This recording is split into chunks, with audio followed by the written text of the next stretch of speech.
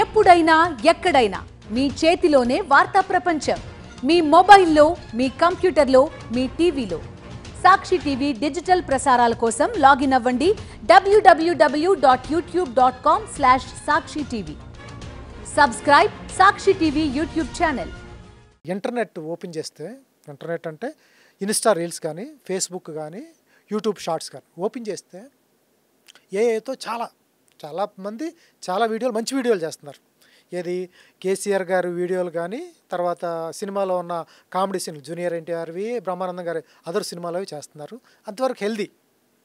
తర్వాత ఒక అమ్మాయిని పెట్టేసి ఒక అడల్ట్ జోక్స్, అమ్మాయిని తక్కువ చేసి మాట్లాడటం, అమ్మాయి అడల్ట్ జోకులు మాట్లాడటం, దాన్ని సెక్స్ సామర్థ్యం గురించి, మగవాళ్ళ సెక్స్ సామర్థ్యం గురించి తక్కువ చేసి మాట్లాడటం, ఇవన్నీ వాడు వ్యూస్ పెంచుకోవడానికో లేకపోతే ఇవన్నీ చేయటం వల్ల సమాజానికి ఎటు వెళ్ళిపోతుందండి.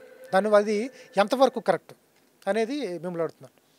యాక్చువల్గా ఇప్పుడు ఎట్లా ఉందంటే సోషల్ మీడియా అనేది చాలా మిస్యూజ్ అవుతుంది అనేది మనకు తెలిసిన విషయమే. బిఫోరే మిస్యూజ్ అవుతుంది. అన్నెసరీ వీడియోలు పెట్టడం, వేరే వాళ్ళని వీడియోలు తీసి పెట్టడం, ఈ వీడియోలు నిజమన్నట్లు పెట్టడం. మీరు అబ్జర్వ్ చేస్తే జనాలకి క్యూరియాసిటీ పెంచేలాగా వీడియోస్ని క్రియేట్ చేయడం, అంటే సీసీటీవీ ఫుటేజ్ వీడియోస్ అని పెడుతుంటారు. అవి రియల్గా కల్పితాలే ఉంటాయి అందులో మ్యాక్సిమం కూడా. కానీ సీసీటీవీ ఫుటేజ్ అంటే రియల్గా జరిగిన వీడియో అంటే వాళ్ళకి క్యూరియాసిటీ వస్తుంది కదా అని చెప్పేసి అలా క్రియేట్ చేయటం, ఇట్లాంటివి చాలా, అంటే రియల్ వీడియోస్ లాగా ఫేక్ వీడియోస్ క్రియేట్ చేయటం అనేది ఆల్రెడీ ఎప్పటి నుంచో ఉంది. సో ఇప్పుడు ప్రాబ్లం ఏంటి అంటే నాగేశ్వరరావు గారు, ఇప్పుడు ప్రజెంట్ ఉన్న యువతకి ఒక గోల్ కానివ్వండి, ఒక భయం కానివ్వండి, ఒక బాధ్యత కానివ్వండి లేదు. మీరు చూస్తే ఇవన్నీ కూడా 2000 తర్వాత కిడ్సే చేస్తుంటారు. అంతకు ముందున్న వాళ్ళందరూ కూడా ఇప్పుడు అంతా మిడిల్ వయసుకి, లేదు అంటే ఆల్మోస్ట్ 30 క్రాస్ చేసి ఉంటారు. కాబట్టి వాళ్ళంతా మ్యారేజ్ అయ్యో లేదో జాబ్లు ఉండో చదువులు అయిపోయో ఒక బాధ్యతగా ఉంటారు. మేబీ వాళ్ళు కూడా సోషల్ మీడియాలో వీడియోస్ బ్రౌజ్ చేయొచ్చేమో, కానీ ఇలా కంటెంట్ క్రియేషన్ అనేది మాత్రం లేటెస్ట్ యువతతోనే జరుగుతుంది. సో దీనికి ఏంటి అంటే ఫస్ట్ ఆఫ్ ఆల్ మీరు చెప్పినట్లు ఫస్ట్ ఫ్యామిలీ నుంచి స్టార్ట్ అవ్వాలి మార్పు అనేది. దాని తర్వాత ఇండివిజువల్ నుంచి స్టార్ట్ అవ్వాలి. ఇప్పుడు చూసే వాళ్ళు ఉంటే చేసే వాళ్ళు ఉంటారు. సో అంటే జనాలకు ఒక క్యూరియాసిటీ ఎలాగా ఉందో దాన్ని అడ్వాంటేజ్గా తీసుకుంటున్నారు ఈ క్రియేటర్స్. సో వ్యూస్ అంటే ఇది కూడా ఎట్లా అంటే ఒక ఫోబియా లాంటిది. అబ్సెస్డ్ అయిపోతున్నారు. మీరు కూడా చూడండి, చాలా మంది సెలబ్రిటీస్ కావచ్చు, ఇన్ఫ్లుయెన్సర్స్ కావచ్చు, యూట్యూబ్లో కంటెంట్ క్రియేటర్స్ కావచ్చు, వాళ్ళకి ఎట్లా ఉంటుందో తెలిసిన ఎన్ని లైక్స్ వచ్చాయి, ఎన్ని వ్యూస్ వచ్చాయని అబ్సెస్డ్తో వాళ్ళు ఏం చేస్తారో వాళ్ళకే తెలియదు. అసలు మనం చూస్తున్నాం ఇప్పుడు ఎంతవరకు యూట్యూబ్లో వీడియోస్ వెళ్ళిపోయినాయి అంటే బాత్రూమ్లు, టాయిలెట్లు, కిచెన్లు, బెడ్రూమ్లు, అసలు ఎంతవరకు వెళ్ళిపోయినాయి అంటే వ్యూస్ కోసం ఏమైనా చేసే పరిస్థితికి ముందే మన వాళ్ళు వెళ్ళిపోయారు. సో నేను ఇంతకుముందు ప్రీవియస్ కూడా మల్టిపుల్ టైమ్స్ మాట్లాడినప్పుడు ఏదైనా సరే మనం మితంగా వాడినంత వరకే మనకి ఫలితాలు ఉంటాయి. అతిగా చేసేది ఏదైనా కూడా అనర్థాలకి దారితీస్తుంది. సో ఇప్పుడున్న యువత ఫస్ట్ ఆఫ్ ఆల్ మనం ఏం చేస్తున్నాం అనేది వాళ్ళకి వాళ్ళు ప్రశ్నించుకోవాలి. మీరు అన్నారు చూసారా, పేరెంట్స్ ఏమని సమాజం, అసలు పేరెంట్స్ ఎక్కడ మానిటర్ చేస్తున్నారు?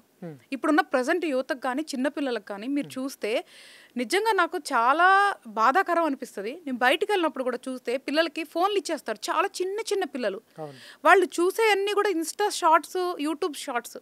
మొన్న రీసెంట్గా నేను రిజిస్ట్రేషన్ ఆఫీస్కి కూడా వెళ్ళా. చిన్ని బాబు, నాకు తెలిసి వాడికి ఒక 1.5-2 years కూడా ఉంటే లేవో తెలీదు, వాడికి ఫోన్ ఇచ్చేసారు. అంతే, వాడు ఏమేమో చూసుకుంటా ఉన్నాడు.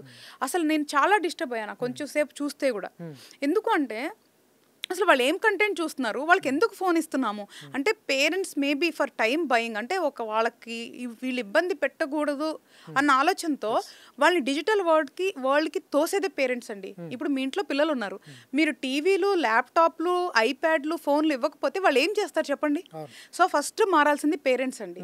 అసలు పేరెంట్స్ని క్వశ్చన్ ఇవ్వడానికి అసలు వాళ్ళకి ఎందుకు ఇవ్వాలి మీరు? ఆ డిజిటల్ ఏదైతే ఆ గ్యాడ్జెట్ ఉందో అది లేకపోతే ఎవరు కూడా చూస్తానికి ఛాన్స్ లేదు కదా.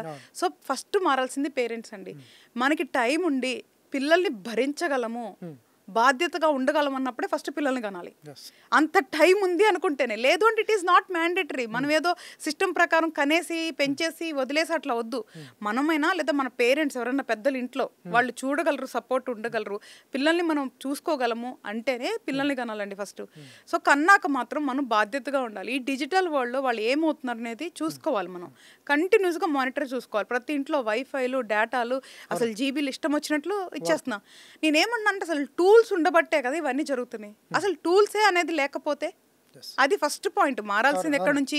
పెద్దవాళ్ళ దగ్గర నుంచి, ఎవరైతే ఇస్తున్నారో పేరెంట్స్ దగ్గర నుంచి మారాలి. సరే ఒక వయసుకు వచ్చారు, వాళ్లే కొనుక్కుంటున్నారు అనుకుందాం, వాళ్ళే కొనుక్కుంటున్నారు. వాళ్ళని మనం మార్చాలంటే చాలా కష్టం. ఎందుకు అంటే ఈ ప్రపంచంలో ఒక మనిషిని మార్చడం అనేది అంత ఈజీ కాదు. వాళ్ళకి వాళ్ళే సెల్ఫ్ రియలైజేషన్ అవ్వాలి. అంటే అరే ఇది తప్పు కదా, అసలు మనం ఏం చేసేది తప్పు కదా అని వాళ్ళకి అనిపించాలి. వాళ్ళకి అనిపిస్తే అసలు అట్లాంటి పనులు వాళ్ళు చేయరు.